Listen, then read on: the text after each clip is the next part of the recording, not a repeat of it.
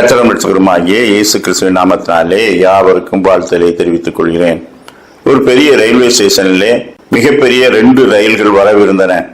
அந்த 2 ரயில்களும் முழுமையாக ரிசர்வ் செய்யப்பட்ட பெட்டிகளை உடையவை. எனவே அவற்றை எதிர்பார்த்து பெரிய கூட்டம் காத்திருந்தது. அநேகம் பேர் அமைதியாக அந்த ரயில்களை எதிர்பார்த்து காத்துக் கொண்டிருக்கும் போது சிலர் மட்டும் டிக்கெட் கவுண்டருக்கு ஓடுவதும் அங்கே ஒட்டப்பட்டிருக்கிற சார்ட் பேப்பரை பார்ப்பதுமாக பரபரத்துக் கொண்டிருந்தார்கள். அப்பொழுது ஒரு சிறுவன் கேட்டார், ஏன் இவர்கள் அமைதி இல்லாமல் இப்படியும் அப்படியும் ஓடிக்கொண்டிருக்கிறார்கள்? மற்றவர்களைப் போல அமைதியாக ட்ரெயினுக்காக காத்திருக்க வேண்டியதானே என்று கேட்டான். அப்பொழுது அவனுடைய தகப்பன் சொன்னார், இங்கே அமைதியாக உட்கார்ந்திருப்பவர்கள் எல்லாம் ட்ரெயினிலே ரிசர்வ் பண்ணி கன்ஃபார்ம்டு சீட்டு, அவருடைய இருக்கை உறுதி செய்யப்பட்டு அந்த தகவலும் வந்துவிட்டது. அதனால டிக்கெட்டை வைத்துக்கொண்டு அவர்கள் காத்திருக்கிறார்கள். ஆனால் இந்த பரபரப்பாக இருப்பவர்களுக்கு இன்னும் டிக்கெட் உறுதி செய்யப்படவில்லை. கிடைக்குமோ கிடைக்காதோ, எப்படியாவது டிக்கெட் பெற்றுவிட வேண்டும்.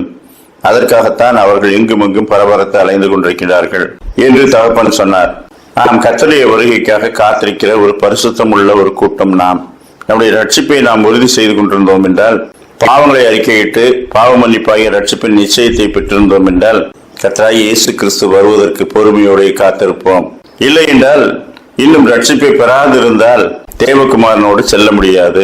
இன்றைக்கு அநேகர் ரட்சிப்பின் நிச்சயத்தை பெறாததனால்தான் இப்படி பல காரியங்களை செய்து எப்படியாவது நானும் பரலோகத்துக்கு பங்குள்ளவனாய் மாற வேண்டும் என்று முயற்சிக்கிறார்கள். அது இயேசு கிறிஸ்துவின் மூலமாய் அல்லாமல் வேறு வழியாகவும் முயற்சிக்கலாம் என்று இங்கும் அங்குமாக பலவிதமான பக்தி செய்து கொண்டு அலைகிறார்கள். ஆனால் தேவகுமாரனுடைய வார்த்தைகளை அன்றி வேறொன்றும் மனிதனை நியாயந்திருக்கப் போவதில்லை. அவருடைய வார்த்தைகளுக்கு செவி கொடுத்திருக்கிறானா இல்லையா? இதைத்தான் நியாயத்தீர்ப்பு நாளிலே நியாயந்தீர்க்கிறவர் கேட்கப் போகின்றார். எனவே நாம் நம்முடைய ரட்சிப்பை உறுதி செய்தவர்களாக கர்த்தருடைய வருகைக்காக காத்திருப்போம். பிலிப்பியர் 3:20 நம்முடைய குடியிருப்போ பரலோகத்தில் இருக்கிறது, அங்கே இருந்து கர்த்தராய் இருக்கிற இயேசு கிறிஸ்து என்னும் இரட்சகர் வரை எதிர்பார்த்து கொண்டிருக்கிறோம். 2 கொரிந்தியர் 5:10 ஏனென்றால் சரீரத்தில் அவனவன் செய்த நன்மைக்காவது தீமைக்காவது தக்க பலனை அடையும்படிக்கு நாம் எல்லாரும் கிறிஸ்துவின் நியாயாசனத்திற்கு முன்பாக வெளிப்பட வேண்டும். யோவான் 3:18 அவரை விசுவாசிக்கிறவன் ஆக்கினைக்குள்ளாக தீர்க்கப்படான். யோவான் 12:48 என்னை தள்ளி என் வார்த்தைகளை ஏற்றுக்கொள்ளாதவனை நியாயந்தீர்க்கிறது ஒன்றிருக்கிறது, நான் சொன்ன வசனமே அவனை கடைசி நாளில் நியாயந்தீர்க்கும். நாம் நியாயந்திருக்கப் போகிற தேவகுமாரனுடைய வசனங்களுக்கு நாம் செவி கொடுப்போம், அவரை பற்றிக் கொள்வோம், நிச்சயத்தை குறித்த நம்பிக்கையோடு வாழ்வோம்.